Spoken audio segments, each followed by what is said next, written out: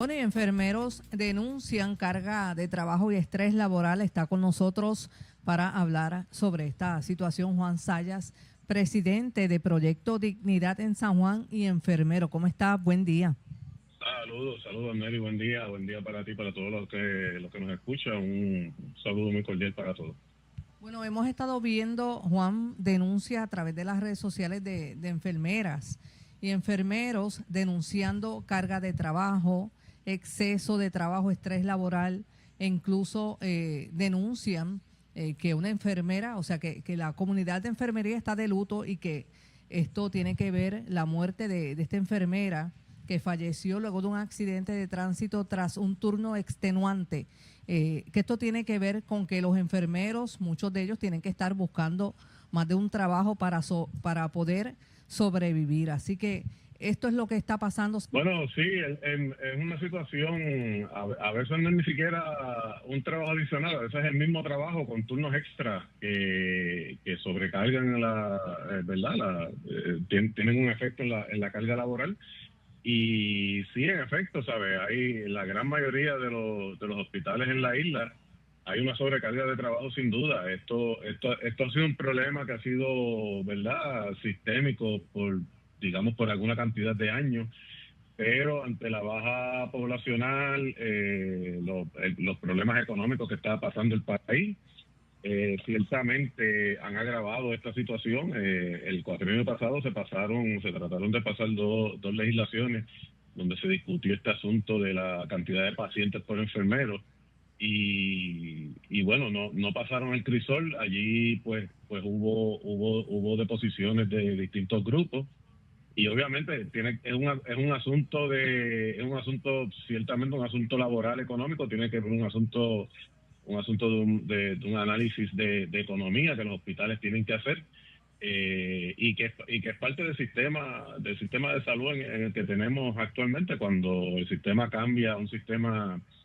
donde las aseguradoras son utilizadas por el gobierno para implementar el programa de salud, pues obviamente se hace para tener ahorros, para tener algún tipo de efectividad y de productividad dentro de lo que es el sistema de salud, pero eso sobrecarga a los distintos profesionales, tanto médicos como enfermeros. Los médicos en su carácter individual pues están atados a una situación donde para tú poder tener una ganancia tienes que ver una X cantidad de pacientes, por decirlo así, en términos económicos, ¿verdad? Mayor volumen, pues mayor ganancia. Pero en el campo de la salud, pues siempre, ¿verdad? Los individuos somos personas, todo el mundo es diferente y necesita una atención individualizada, y eso lo hace muy retante, sin duda. O sea que no es solamente, aquí hay varios asuntos, no hay justicia salarial, por lo que tienen que buscar otros trabajos, más en el trabajo como enfermeros, también tienen demasiada carga, o sea, porque hay pocos enfermeros.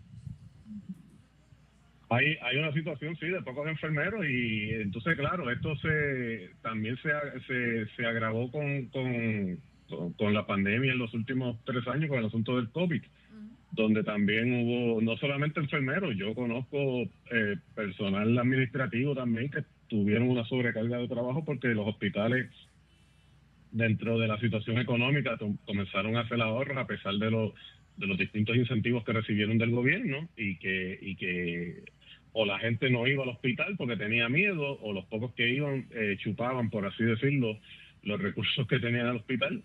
Y ante el escepticismo de que no se convirtiera en hospital, de que no pudieran darle servicios a muchas personas, hubo muchos recortes. O sea, hay un aspecto económico, hay un aspecto laboral, hay un aspecto también del sistema de salud, como los vemos, un asunto también de productividad. En Puerto Rico cada vez hay más personas, o sea, casi el 50% de la población está dependiente es usuario, o es beneficiario del plan vital, lo que deja entonces al otro 50% con la carga de tener que sustentar ese programa. Claro, en Puerto Rico Vital está casi financiado a nivel federal, pero no deja de ser un problema, porque es dinero que no se está generando en el país para poder cubrir ese plan.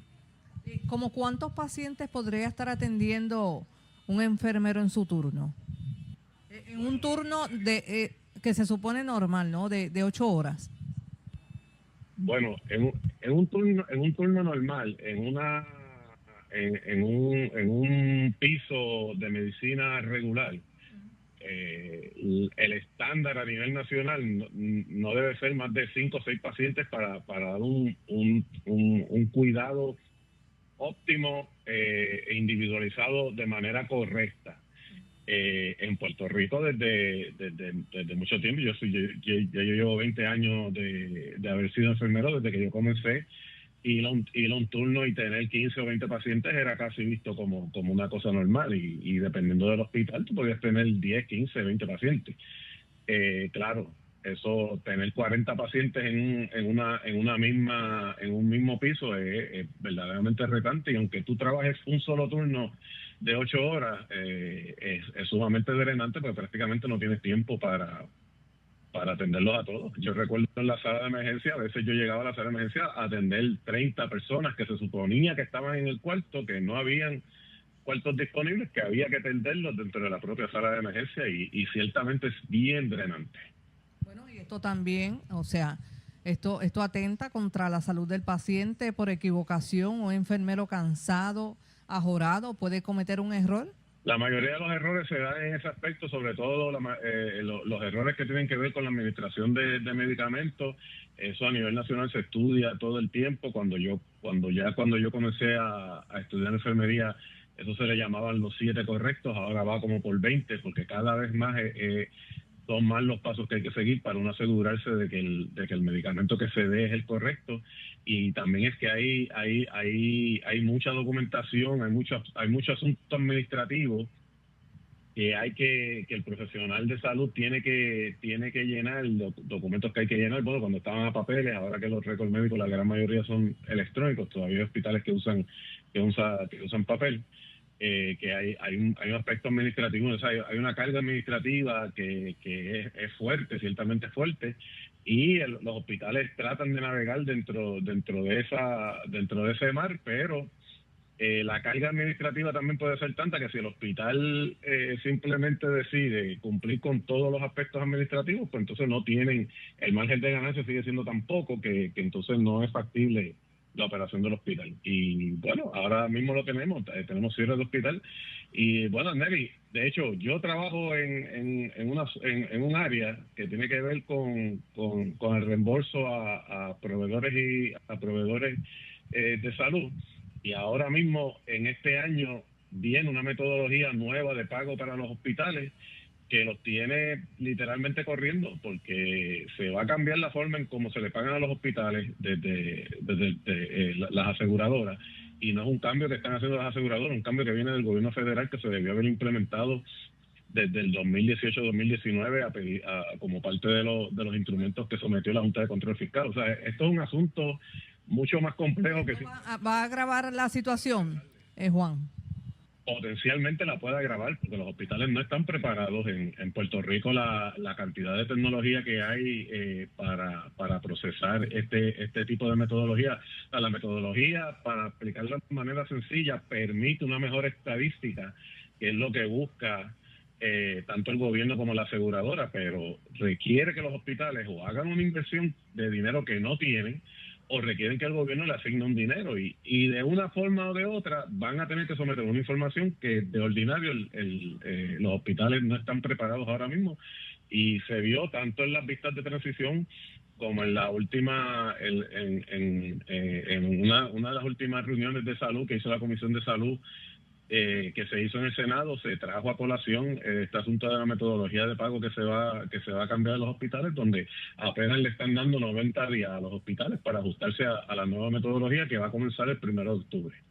Bueno, ante esta situación, Juan, le pregunto, trasladándome a Vieques, que se está construyendo un hospital, usted sabe sobre esto. O sea, los residentes allá merecen servicios de salud, pero hay quien teme que pase lo mismo que pasó con otro hospital que había. El hospital se convirtió en un elefante blanco. Ante toda esta situación, en prácticamente todos los hospitales de la isla, ¿vislumbra usted que vuelva a pasar esto allá en la Isla Nena con este hospital? Es muy probable que vuelva a pasar porque, si bien es cierto que la salud es un derecho, cuando estamos hablando de servicios, los servicios tienen unos costos y entonces si no se toma en consideración, si el aspecto político únicamente va a tomar en consideración lo que, por decirlo de alguna manera, lo que nos puede hacer popular dentro de